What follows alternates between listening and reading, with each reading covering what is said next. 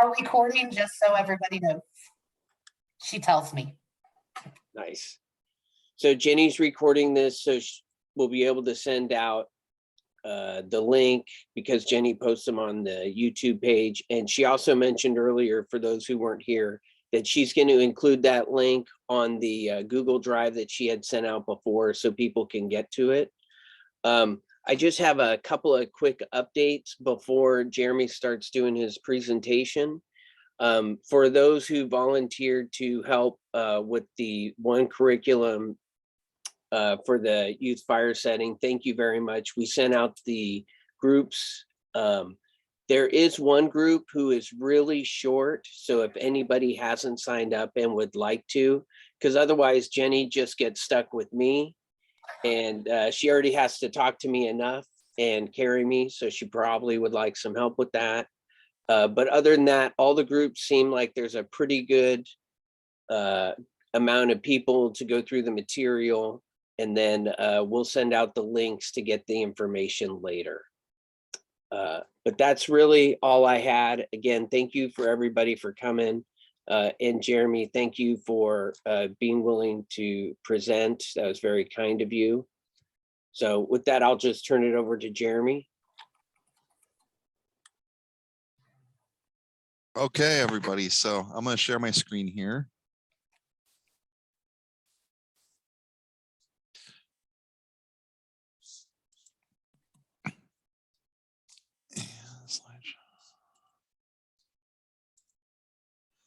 All right, so we're going to be talking today about writing a YFPI case study.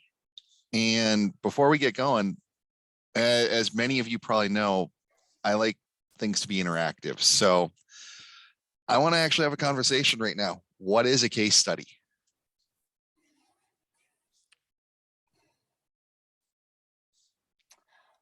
Okay, I'll bite. All right. It's kind of an overview of a case that you've worked on. Okay. I mean, just in very simple terms. Sure. Anyone else want to chime in?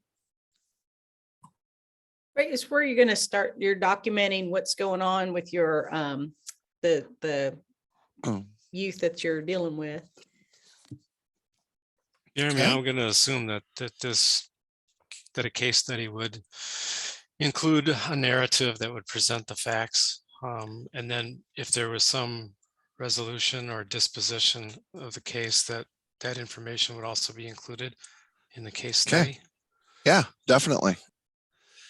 And I they're- think it, well, Go for they're it. really helpful for research and just studying trends and what's happening, and really important to keep the juvenile information out. And yeah, I think it's more technical than I realize. Well, and when I was going through this, I did not realize how many different types of case studies there are. But there are a lot of different types of case studies, including case studies for business, for marketing, for all different things. But we're really going to focus on YFPI. So generally, a case study is an in-depth study of a person, group, or an event. That is kind of the go-to definition of what a case study is. So what are they actually good for? Well, there's a lot of things that case studies can be used for. They, of course, can be used for research purposes. The problem with that is sometimes getting access to them. It also allows us to share some of those unusual cases that we might encounter. You know, not everybody's going to experience the same number of cases. Not everybody's going to be able to have some of these really unusual in-depth cases. So we're able to share those case studies to help each other learn and to become better at YFPI. The other great thing about case studies is when researchers are able to access a large number of them, they may be able to develop new questions, new ideas for the future and for future research projects. So that's part of the reason why we really want to have those case studies, is to understand more about what's going on in our YFPI cases so that we can talk about it, so that we can share our information. So hopefully we can again work to get these kids, these families, the help that they need. So where I started was I really wanted to come up with a guide to developing a case study. So of course, thinking of a lighthouse, I'm going, I need that lighthouse. I need that idea of where am I going to start? So I took a look at my documents and I really looked at some of the things that I've written, and I developed this particular guide, and I'm willing to share this with everybody. So Jenny, if I can email this to you, if you would add that to your documents, I think that would work out really well. But it's just essentially a skeleton that you can use to put together a similar case study, so that most of our case studies are going to be in a similar format, which I believe will probably make it easier for all of us to talk about them. It will make it easier for researchers to follow along with them. So that was kind of my thoughts along those lines. I did base it on some of the other on some of the other case studies that I saw, specifically like psychological type case studies. So I'm hoping that it will work well for people moving forward. So as we actually get into it, we're going to start looking at kind of the summary of the child, that background information. And we want to really think about what do we need to know about that child just in the basic background information. Most of this stuff is probably going to come from your intake forms. So name, age, gender. I'm a big supporter in, if they're identifying as, transgender, or if they're having things going on, please document that, again, including race, include family structure. Those are some really key things that researchers can help, or that can help guide research. So it's kind of that 1,000-foot overview or 10,000-foot overview of the child. So then what we're going to do is we're going to get into kind of the summary of that index fire, and that's that fire or that incident that brought the child into your YFPI or into your YFPI program. So we want it to be clear. We want it to be kind of a summary of the incident that initiated it. Now, remember though, not everybody is going to have a clear YFPI incident or a clear incidents bringing them in. They might not have had a fire. They may have, a parent, I caught them playing with matches, or there's concerns about, some behaviors, things along those lines. But if there is, a clear cut or a clear incident that started this YFPI case, I would definitely make sure that that is included in it as the summary of that intake piece, or the summary of that initial incident. Then I get into the summary of the evaluation. And this is really where we get into the meat of our case study. And I like to view it as painting a picture. We want to paint a picture of this particular case. So of course I had to put Salvador Dali up there doing a painting, but really do a really in-depth look at the case, look at the family structure, look at other incidents that are going on. How many fires has this child lit? What's going on in school? Kind of provide a good summary of everything that you find within your individual assessment pieces. So you're going to be looking at the family structure. You're going to be looking at that interview with parents or caregivers. You're going to be looking at everything that child tells you. Make sure you document it in a way in a case study that makes sense. Again, think of it as painting a picture or doing a size up for that child. Does that make sense to everybody? Okay. Some really important things that I added to this was, again, I created a special sections for special considerations. Look at trauma, see if there's some historical trauma going on there, see if there's something that continues to be going on. You'll see in one of my cases, or in one of the examples that I have, there's definitely some stuff going on there. document any abuse, neglect, those kind of things under special considerations, because again, that might help somebody when they're doing their research go, oh, yep, I'm seeing these trends. I'm seeing abuse. I'm seeing neglect. It may also, again, if somebody goes through those special considerations, it may trigger them to go, okay, yep, I want to then look at it through a different type of lens. So I want to make sure that we really include that as well. One of the last things that's on that form when we're talking about the actual assessment is, I have this. I have. everybody good? Looking at, is that case simple, complex? So who can tell me what's a simple versus complex case?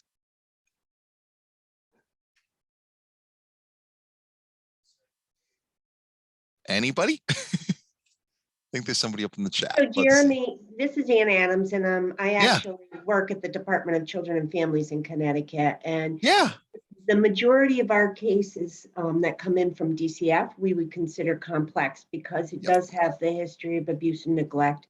Mhm. And those are usually our crisis or delinquent fire setters.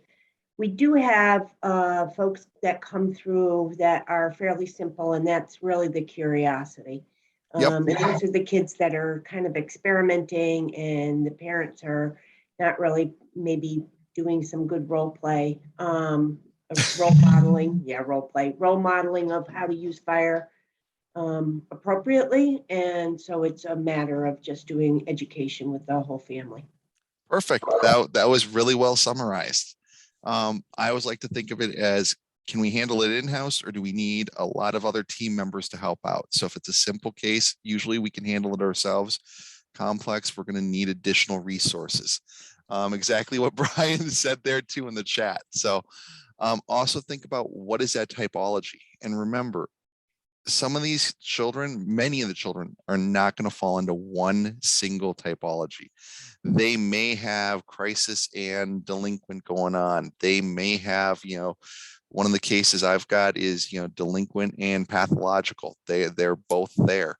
So try to document that as well. Again, so that way we're all speaking the same language. And then lastly, what are the risk scores? I think that's going to be a real key thing moving forward, is if we're using similar tools and we're able to have a similar grading scale, it may help us with research moving forward. So again, what are the risk scores? You'll see later on. I note in my case study using the Minnesota tool. So that way everybody knows what tool was being used for developing those risk scores. Jeremy, if I can add, this is Don Forth, if I can just. Yeah, add Don, go too. for it. Now, these are important terms that we spent a lot of time in the revision of the NFA course, the textbook, and the online resource one course to bring these into a more standard use. And you've defined them very well, because there's always been confusion between, typology, motivation, and then the label that the forms put onto the behavior. So keep in mind, there's a lot of different forms that have created a lot of different terms, but they're a conclusionary term for what the forms find. Really, it's what you're boiling it down to is what you can do or what you can't do. And the motivations really fall under they're motivated by curiosity or experimentation, or they're, by crisis or other things. And those are the clues that lead you to further interventions. So really boiling it down to the basics really is the simple or complex. And it's great that you bring that up, because there was so much confusion around that, so many different terms, so many different ideas, that this was really the focus of a lot of effort to get those two terms. Well, I'm glad I did it justice then, Don. Thank you. All right. So continuing on, then I get to an intervention section. I want to know what interventions were completed. What did people, or what kind of education was done? Was there education done? Was it referred to mental health? Include all of those type of things in there so that we can have a good idea as to what was done with that youth, what was done with that family to help them through this process. This may help us to develop additional best practices. It may help us to determine, well, this worked well for one particular person, might not work for somebody else if you see these particular behaviors. So it's really important to include those interventions. And then outcomes. We all want to see outcomes. You know, is there any recidivism? Is there mental health that was included in there? Was juvenile justice brought into it? One of the biggest things, and this is kind of a sticking point for me, is we may need to update some of these case studies. And that's actually a good thing in my mind, because if we're able to follow up on these kids for 6 months, a year, 2 years, and see that there is no recidivism, maybe have some positive outcomes from our programs, again, that's going to show that some of these things are working, and it's going to allow us to, again, tailor our programs for what those kids and families need. So then I want to give you an example. So this is an example of a case that I did in St. Paul. And this was a really, elaborate, complex case, but you can see how I used that same form. So I literally took that form that I developed, filled it in, and essentially paint a picture of the entire case. This one is a little bit longer. It's about 1,200 words. Ideally, we want those words in a good case study be between 500 to 1,500 words is what I've been finding in the research. So generally that is about the length of the time, or the length of the document should be between 500 and 1,500 words. We will get to, again, best practices in just a few minutes, but I wanted you to see what one of them completed looks like. So again, this one ends up being 3 pages, but if you'd like to read through that, I can also, again, give it to you, Jenny, as an example, if you'd like. So best practices, that's where we're at. Again, it's best practices to remove any information that might lead to the identity when sharing that information. It's also best practices to cite the tools. So that's where in my document, in my case study, I'm going to say, all right, risk scores were developed based on the Minnesota tool. If there's other tools being used, FEMA short form, FEMA long form, I would make sure, again, document where those scores are coming from. If you've got other information, again, document wherever you can. If you're citing a research piece, document that as well. And this is where I really want to have a conversation. So future needs. It's great that we will have these case studies, but where are we going to share these files? Anybody able to chime in on that? We should be able to share them in our drive, in our Jenny's Google, if we remove all the identifying information. Okay. Yes. But go ahead, Jeremy.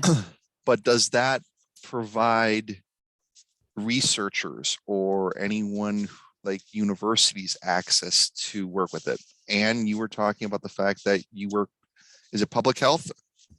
No, it's Department of Children and Families. So do you have researchers at the Department of Children and Families, or? Yes, and they have to actually go through an IRB process in order to have any kind of information, and there has to be releases from the guardians in order to share any information, even if it's redacted.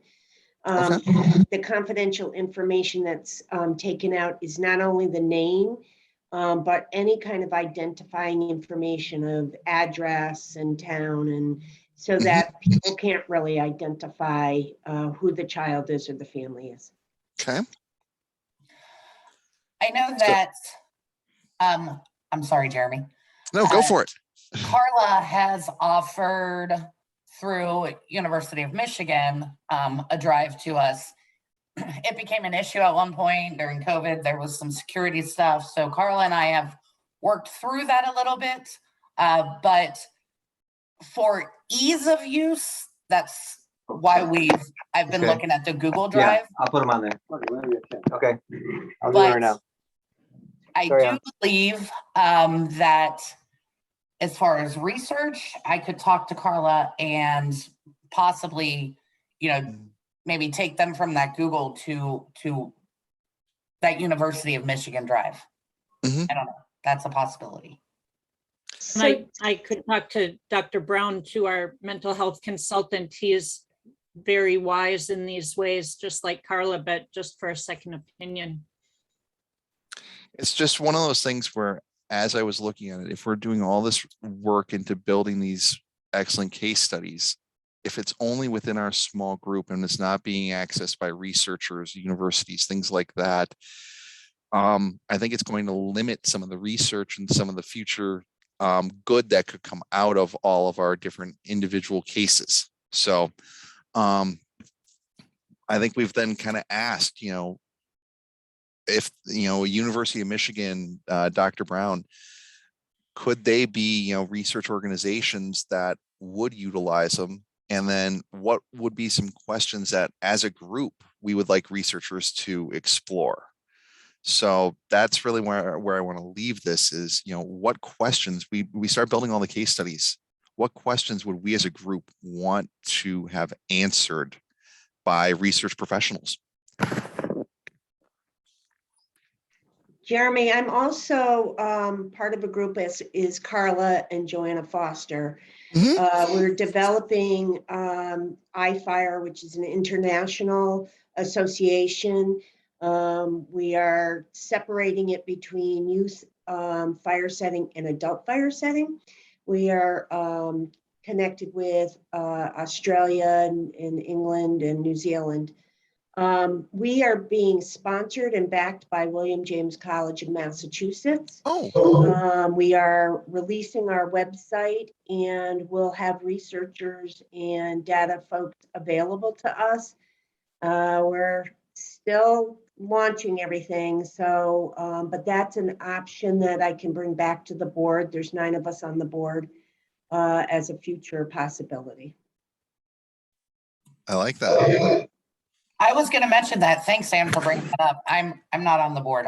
I'm just a friend, but I had gotten that email about the website launching. So that's a great idea, Anne. I can keep you posted. It's been a struggle because, as you know, everybody is doing many other things in addition to this. So it's we have some exciting things coming forward. All right. Jeremy, this is Yeah. Vinny. I Hey, got Vinny. a question to ask. Yeah. Future needs.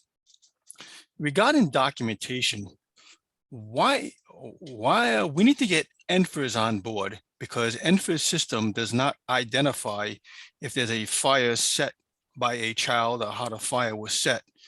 So we have no data in the first place. We only get the data coming in from a volunteer or from the parent or from a law enforcement person that that identifies that there. So we in turn need to be more proactive on this here. So it's my 2 cents, and it won't be the 2 cents. It won't be my only 2 cents. So thank you.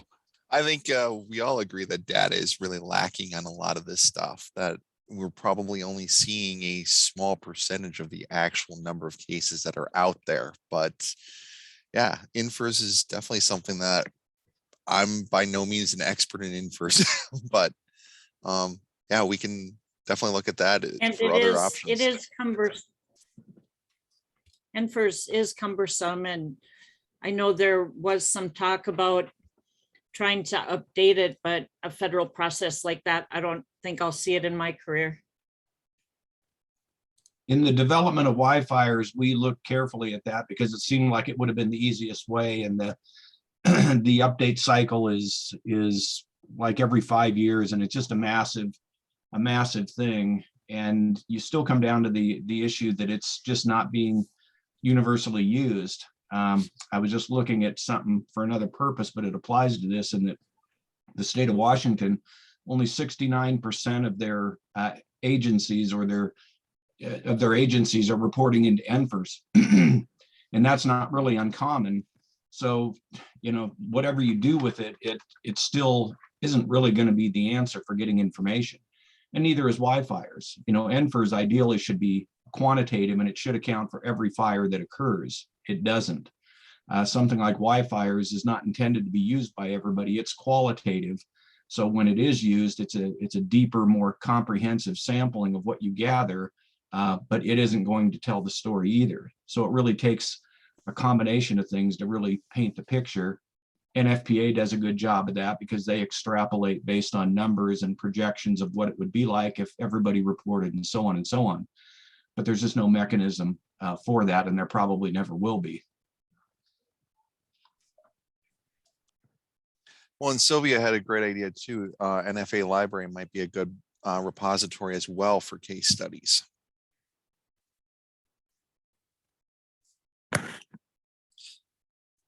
All right, well, with that, I'm going to stop sharing my screen. That's kind of the end of my presentation. I will definitely upload my example and my guide to Jenny.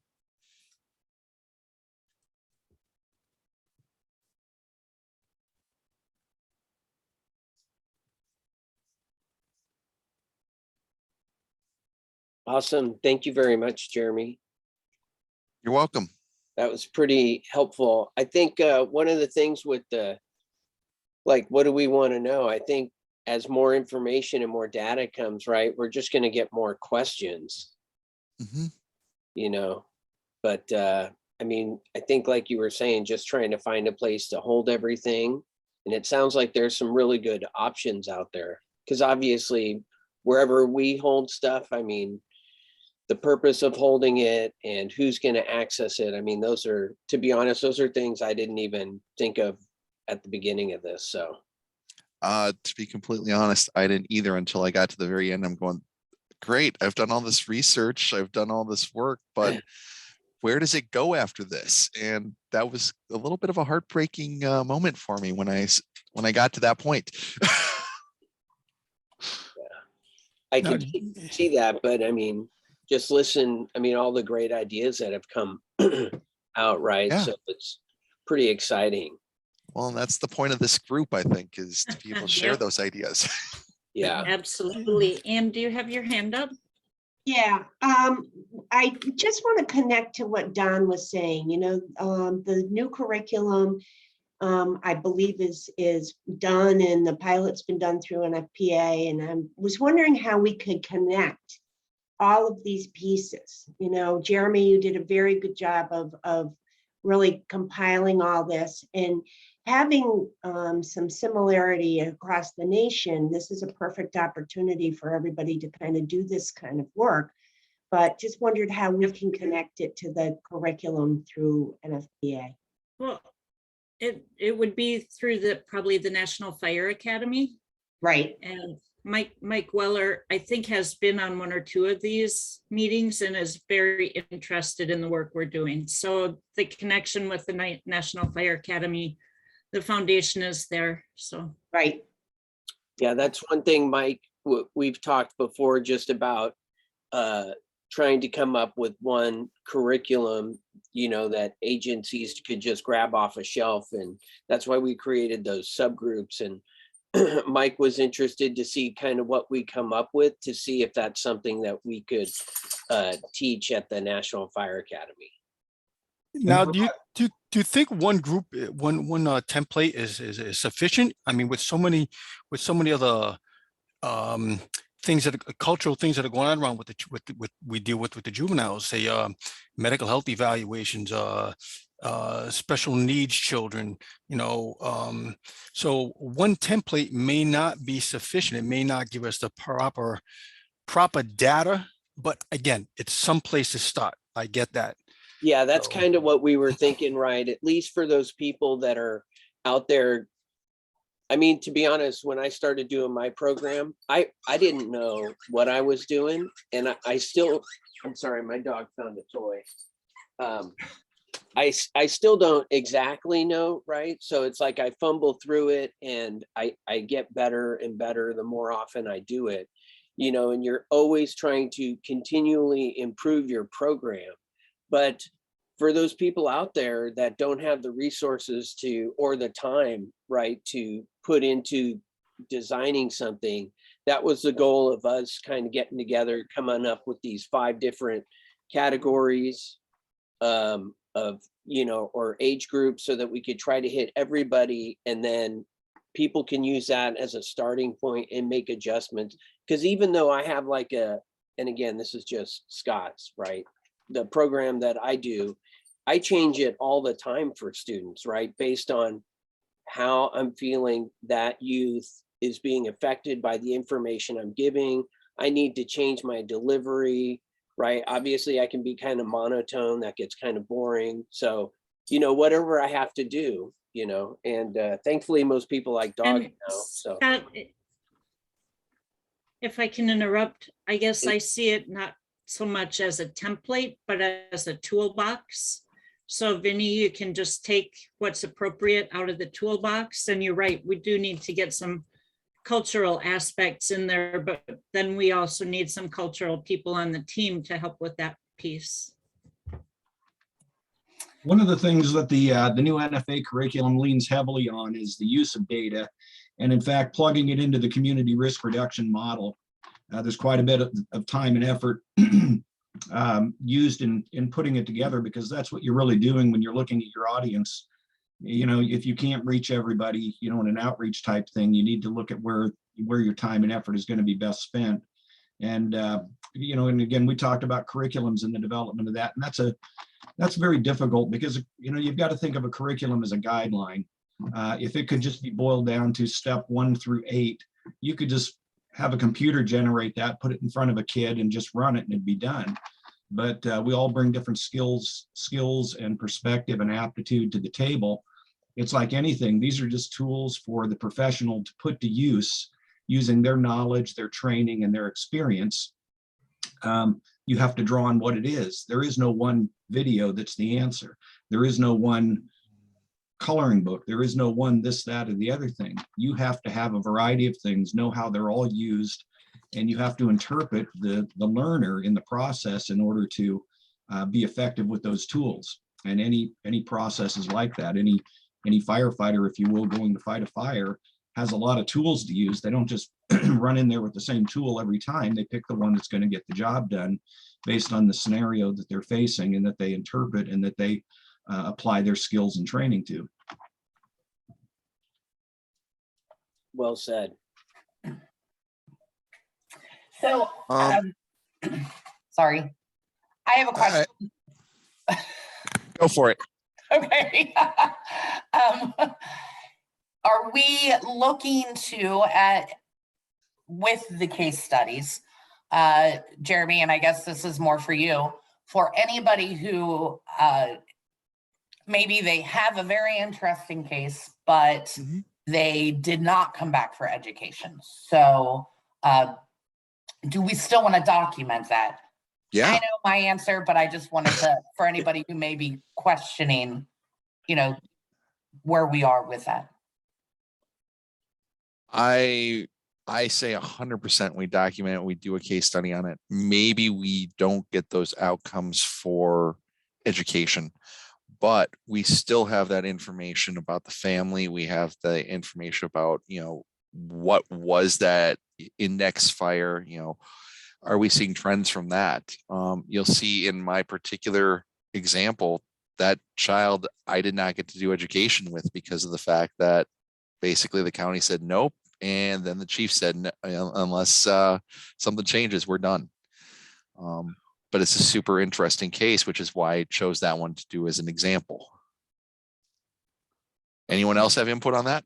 Yes, Jeremy, I got a, what we do over here in the state of Rhode Island is every juvenile that I receive in my division, I get the information and I turn it over to the arson investigation squad. They in turn document it and store it in the computer system, because kids and adults, families move from one town to another town. So it may be the first time that they lit the fire in that one community, but they have a history going back in the Rhode Island or in that area of lighting maybe multiple fires. At that point there, it gets more red flags at that point there. And again, medical needs and medical evaluations can be appropriately done at that point there. So again, we have to not overstep our boundaries. I'm not a medical professional by no stretch of the imagination, even though I've been involved in this for 20 years, and I can identify a lot more things than I had when I was 20 years ago. But my recommendations are pretty accurate. I'm not patting myself on the back, but hey, again, experience comes with this stuff. And so rate of recidivism, we also want to keep track of that too. Again, so I had a situation, I'm going to bore you guys for a second. I had a situation in Rhode Island where a group of individuals lit a fire in school. Wow, my God, shocking, right? Lit fire in a school. Okay, well, these individuals went from, had family from outside the country. What they did was that little person didn't have a history. They traveled back to that country, and they came back over, and then their cousin came back over to this country and was put in the position of that person. So now that person, the person who left happened to be a, say, CD student. The person who came here was an AB student. Miraculously, within 6-month period of time, why the change?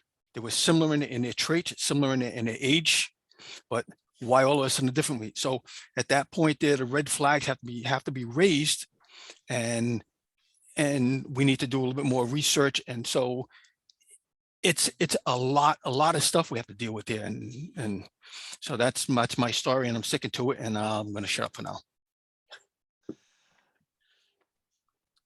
So Sylvia had a question, and I'm not sure that I'm following it. So she wrote down, one thing I would like to know is, why is fire the method of choice? So tell us more about that, Sylvia.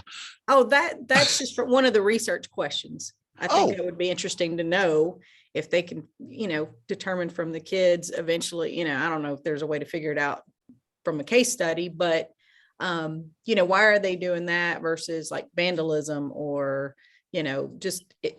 what is drawing them to fire? I mean, I get it when it's on the curiosity level, but why is fire, it's like one little girl we had, she said she lit this paper towel on fire because she was trying to get rid of the girl. So is it because fire takes something completely away, it goes to ashes? That's kind of just where my thought was going on what I would like to know from the researchers, if there's a way to figure that out. That's a good one. Yeah. I think that's an answer that's very individualized with different kids, though, because the behavior takes on such a wide range of ways. But I think in general, behavior is communication. Kids behave in ways that accomplish something for them. And it's not about the behavior. One kid under stress might set a fire, another might kick the dog, another might punch holes in the wall. The same underlying issue can drive that behavior. They do go in a different direction with it, but you can go crazy trying to figure out why they chose that. But more importantly is, what do they need in order to not do that? That's what intervention is about. It's not about trying to, get inside and answer that age-old questions. I mean, most people like fire. I would bet everybody on this call loves to have candles lit in their home or sit around a campfire or fireplace. It's beautiful, it's soothing, it's comforting.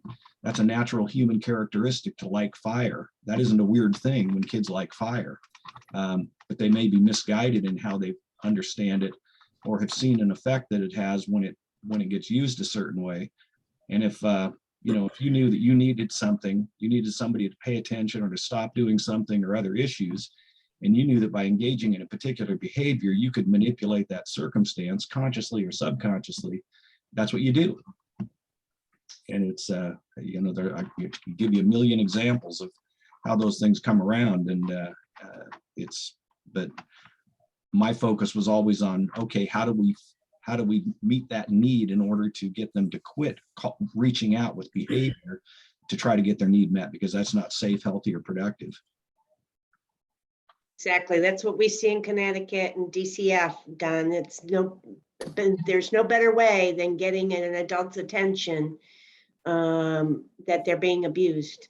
And it's especially important to have the fire service work with DCF and the mental health to see what was burned and what was the intent and motivation. It's fascinating to see how things change when the right people are looking at the right things. And this isn't really the audience that, to say this to, but I can't tell you how many times I've heard people say, well, they know better. They knew better. Well, maybe they do know better, but they aren't acting better. And again, that's the key. You're not trying to dissect their brain. You're trying to interrupt a pattern of behavior for everybody's safety. So it's really important to boil it down to what, where you're getting. And, sure, you could subject all these kids to a research project, but that's still not going to help with the intervention necessarily. And that's the trouble with profiling. People always wanted to profile what's the typical kid that's going to set a fire, because then now I know what to go look for. And, when you go looking for a certain thing, you may see something similar but different and overlook it because you're too busy trying to fit the profile or the mold of what it's supposed to be. The 11-year-old boy from a broken home living in a certain part of town. Kids of all different ways and structures will set fires for various reasons. Well, and I was just reading Ann's statement up here regarding the challenges in Connecticut, and it's driving me to two questions right away that I'd love to see researchers focus on. What are outcomes versus time? So from when that index fire occurred to the time that they get an intervention, what are the outcomes there? And then also, what are the different outcomes of mandated programs versus, voluntary programs? Are we seeing differences in that? And if they get to be seen at all, it's really remarkable how many kids don't get the intervention because they don't get proper funding, proper staffing, proper time, despite the real interest and the willingness to help our kids. It's just not necessarily supported. We had a law passed in 2019 with no funding, and the fire service is the main organization that has to do this, but they have no resources to be able to do this. Well, part of that is the fire service simply tends to get in their own way. One of the findings we're getting in Y fires is that somewhere between 33 and 66% of all youth set fires are not reported to NFIRS. So how can you say something is part of the national fire problem when probably half of the fires that are caused by that source that are origined that way don't exist? Why aren't they being counted? There's a few good reasons. There's really three. If you're a user of Y fires, you'll know this question. It's was this case reported to NFIRS? There's yes, no, or unknown. Yes is a good answer. No can be a good answer because it might be an incident that was not reportable.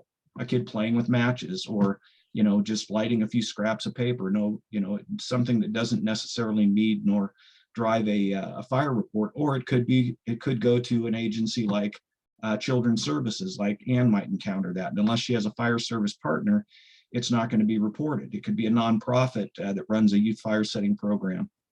Those kinds of things. The ones that bother me are unknown because you should know or you shouldn't know. If you're an agency that can't report to NFIRS, why don't you have a partner in the fire service that would report that? So again, you take the no's and you take the unknowns and you split that down the middle, and really that a third are being reported. So somewhere in the neighborhood of half of the fires that NFIRS has, or they only have half of what's going on out there. If you want to extrapolate those numbers and come up with anything that resembles an answer to that.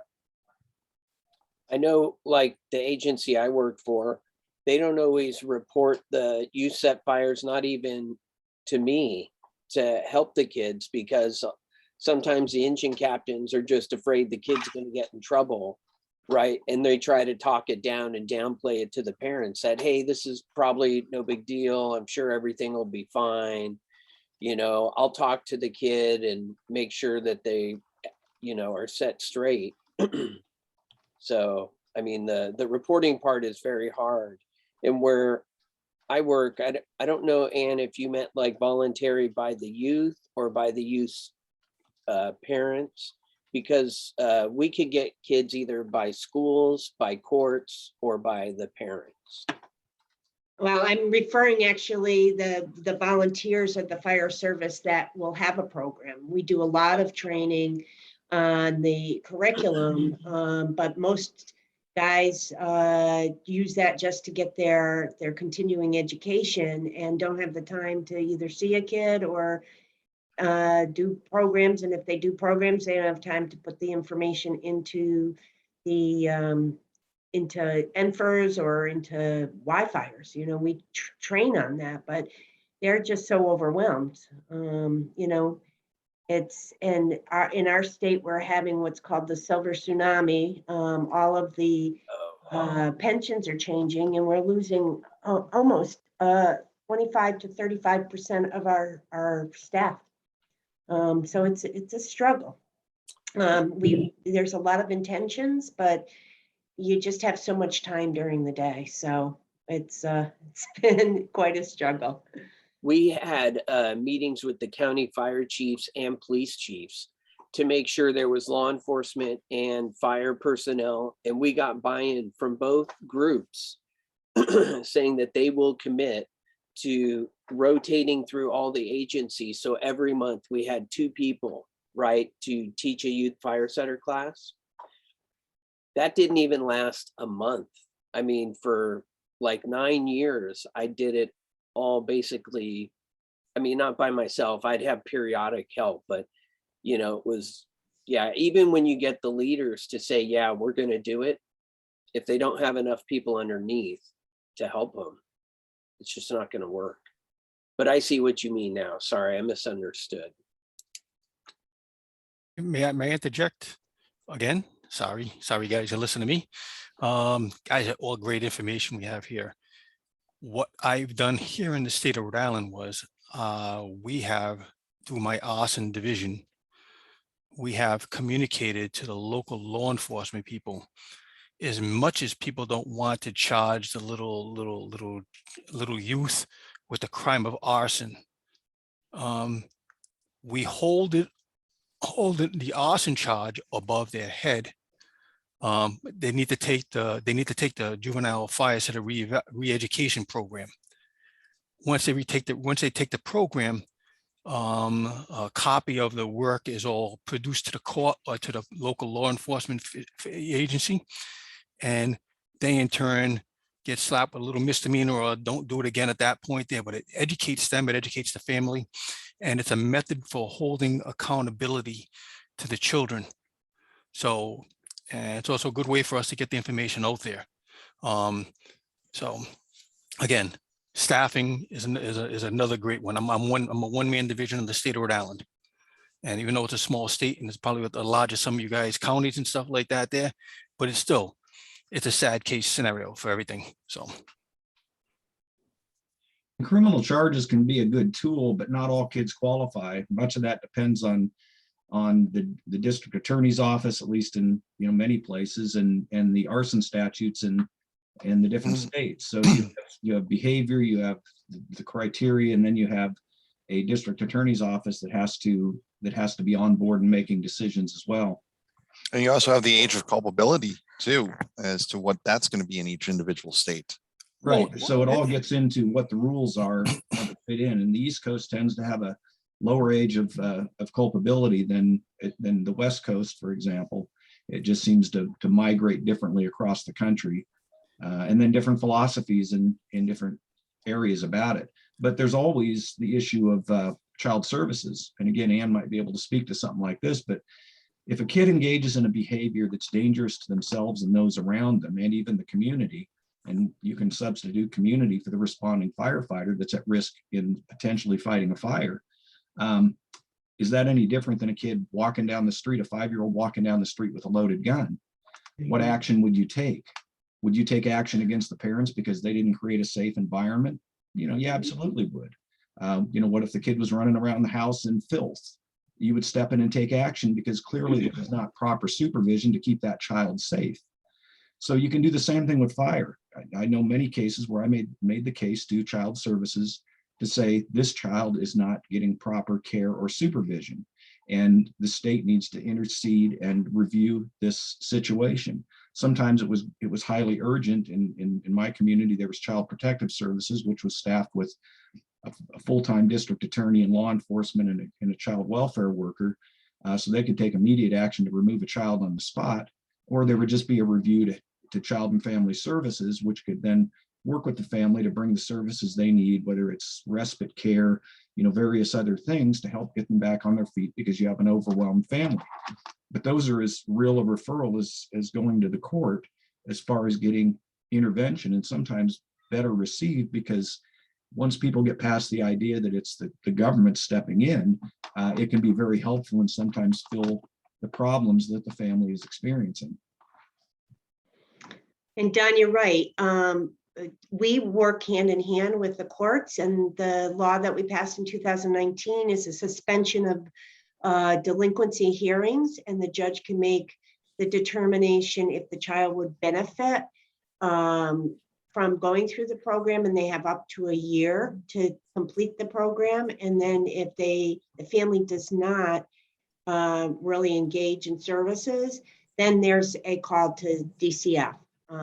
Because then it's considered neglect, just like not bringing the child to the doctor or the dentist or going to school. And so that's why the collaboration between all the agencies is so important. And it's really difficult because I'm the only one that can make all of those connections between all the agencies on a statewide basis. To make sure that people are reaching out to the proper state agencies. But that's really surrounding the family, and under the Department of Children and Families across the nation's Child Protective Services, each state is now going to have something that's called Family First. And that is really to avoid children going into foster care. And each state is responsible for choosing the groups of families or incidences in which they are going to take funding and wrap that child with, or that family with, the proper services. And so that's not even consistent, but at-risk kids of using fire to really kind of get the help that they need is a perfect example of where we could get into some prevention. So there are ways of doing it. We have no age of culpability.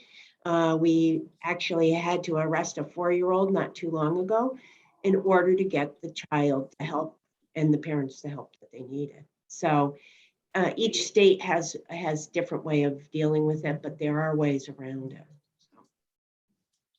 And so what we're really talking about here is coalition building.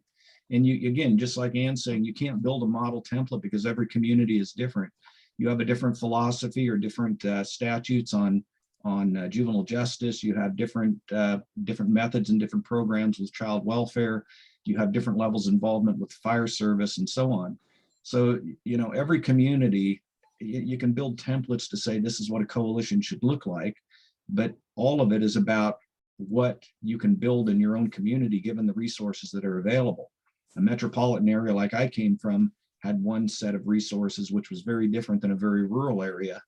There might be one mental health provider in 1,000 square miles, where in the city, you have one on every corner, yet they might be more overwhelmed with cases.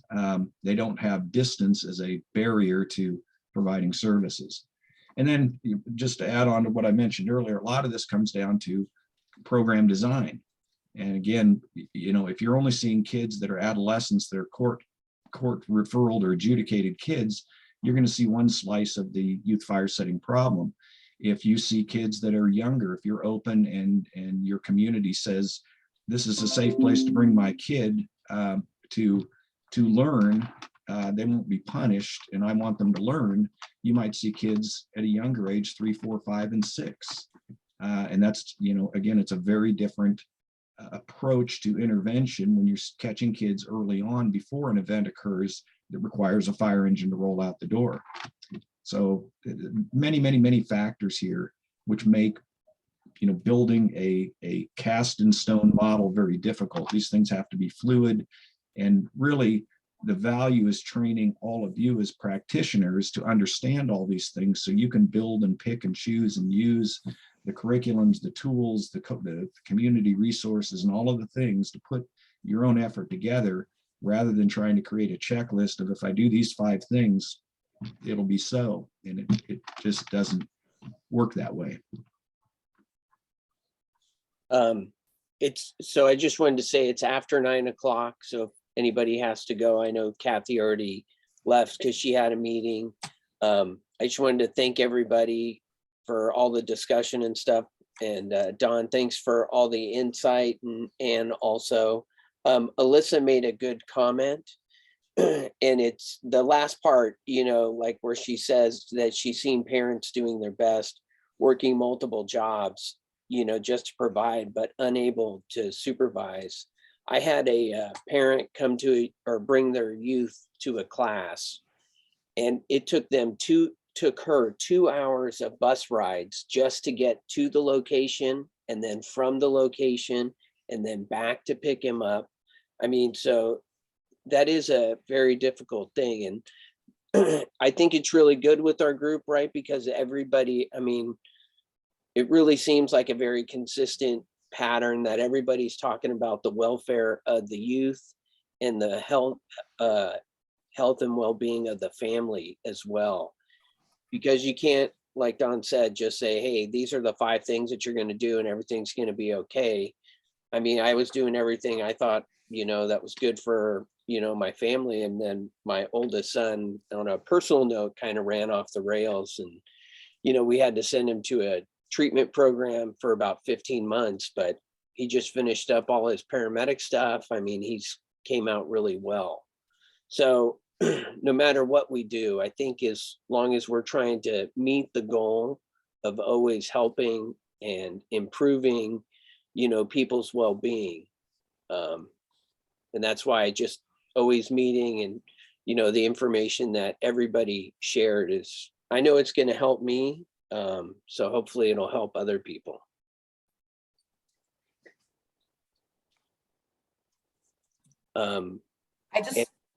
Sorry.